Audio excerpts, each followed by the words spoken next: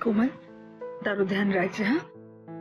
અને હું તો કહું છું જવાનું રહેવા દે ને મમ્મા હું જલ્દી આવી જઈશ ડ્રાઈવર કાકા આવે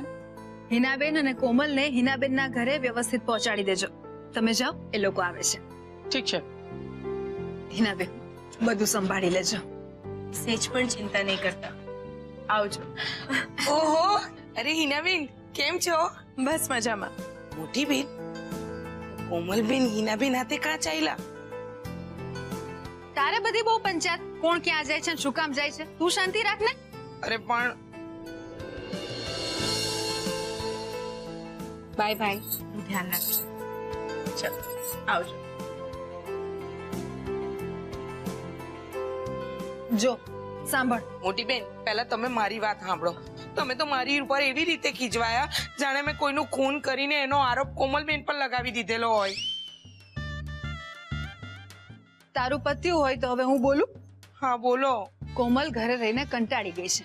એને હવાફેર કરવાનું મનફેર કરવાનું મન થયું છે એટલે હિનાબેનની સાથે એના ઘરે ગઈ છે સમજી હવા ફેર કરવી હતી તો એમને કોઈ પેલું હું કે હિલ સ્ટેશન પર મોકલવા ઉતા ને પણ એ સોનુના ઘરે ગઈ હોય તો તને કઈ વાંધો છે ના ના મને હું વાંધો હોય આ તો આયસા બેન પોતાના પિયર ની જાય રોકાવા અને કોમલબેન જાય તો વિચાર તો આવે કે નહીં નવાઈ તો લાગે કે નહીં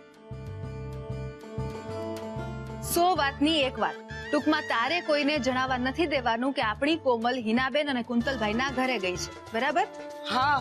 સમજી ગઈ પણ આવું કરવાનું કારણ તો કહો સવિતાબેન તમે ઈચ્છો છો કે આ બધી પરેશાનીઓનો અંત સમયસર આવી જાય હા તો બસ પછી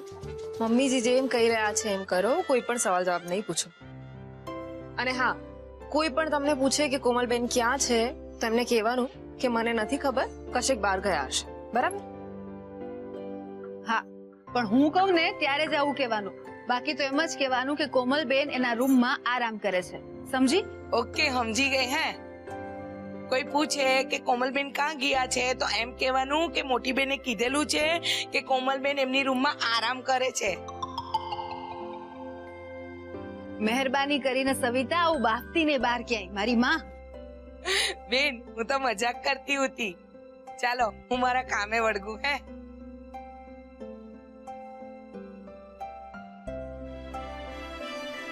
બેટા કોમલને તો આપણે સાચી જગ્યાએ મોકલી દીધી હવે ખોટા લોકો આ સાચા સરનામે આવે એની રાહ છે સવિતા એક કામ કર ને મસાલા વાળી ચા બનાવી લાવ ને સખત માથું દુખે છે સારું મોટી બેન હા સરિતાબેન અમારા માટે પણ ચા બનાવી દો ભલે આરુભાઈ માં હવે તો બોલ કે તારો પ્લાન શું છે અને તે કોમલને હિના ભાભી સાથે કેમ મોકલી કોમલ સલામત સ્થળે શાંતિથી રહી શકે એટલે હું કઈ સમજ્યો નહીં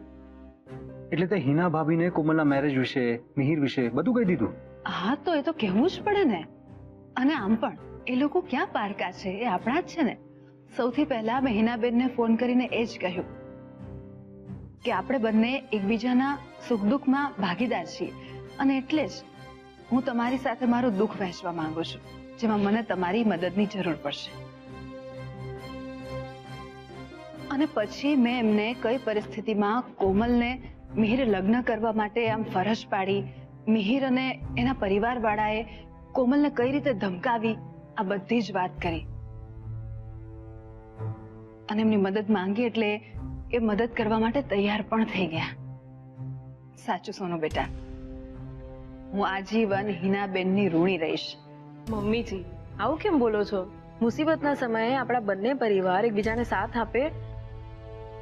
એને મદદ થોડી કહેવાય એ તો અરસપરસ બંનેની ફરજ છે એ વાત પણ ખરી પણ હિનાબેન ખરેખર બહુ જ સમજદાર છે મેં એમને જે સમજાવ્યું હતું ને એ જ રીતે એમણે કોમલને વાત કરી અને સમજાવી પણ લીધી પણ માં શું ખરેખર એમને મિહિરના પપ્પાનો ફોન આવ્યો હતો તું આટલું પણ ના સમજ્યો બેટા ખરેખર જો એ લોકોનો ફોન આવ્યો હોય તો મેં એ લોકોને પોલીસના હવાલે ના કરાવી દીધા હોત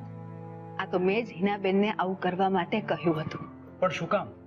અને આખી વાતમાં કોમલને આયશાના ઘરે મોકલવા પાછળનું કારણ મને હજી સુધી નથી સમજાઈ રહ્યું. મેં કહ્યું તો ખરા, સલામતી, કોમલની સલામતી. જે લાલચનો ટુકડો આપણે આમ એ લોકોની સામે ફેંક્યો છે ને, એ ખાવા મિહિર અને મિહિરનો લાલચુ બાપ જરૂર આવશે.